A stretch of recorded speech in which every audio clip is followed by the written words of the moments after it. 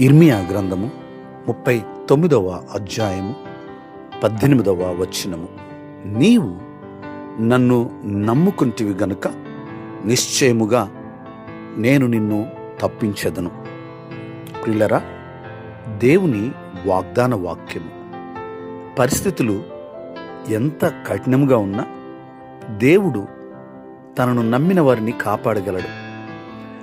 మనుష్యులు సహాయం చేయలేని సమయంలో కూడా దేవుడు విమోచన మార్గాన్ని సిద్ధం చేస్తాడు. దేవునిపై ఉంచిన విశ్వాసం ఎన్నడూ వ్యర్థం కాదు. తన సమయంలో నేను తప్పించి కాపాడి విజయానికి నడిపిస్తాడు. ప్రార్థన. సకలాశీర్వాదములకు కారణభూతుడా మా దేవా, మీకు వందనాలు, స్తోత్రాలు. మీరిచ్చిన ఈ వాగ్దాన వాక్కును బట్టి వందనాలు, స్తోత్రాలు.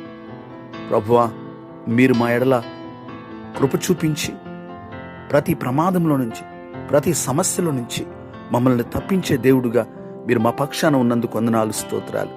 మా నమ్మిక తప్పిపోకుండా మీరు సహాయం చేయమని ప్రార్థన చేయించున్నా. ప్రభువా, మీకు వందనాలు, స్తోత్రాలు. అయినా పరిస్థితులు ఎంత కఠినంగా ఉన్నా, ప్రభువా, మనుషులు మమ్మల్ని మోసగించినా, మాకు ఏ మార్గము లేకపోయినా, ప్రభువా, మీరు మమ్మల్ని విడిచిపెట్టే దేవుడవు కావు.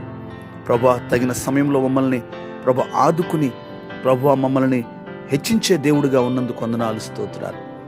ఈ వాగ్దాన వాక్యం విని ప్రార్థనలో ఏకీభవించిన ప్రతి ఒక్కరిని, వారి కుటుంబాలను మీరు దీవించి ఆశీర్వదించండి. కృపలో వరదల చేయండి. వారి ప్రతి అవసరతను తీర్చండి.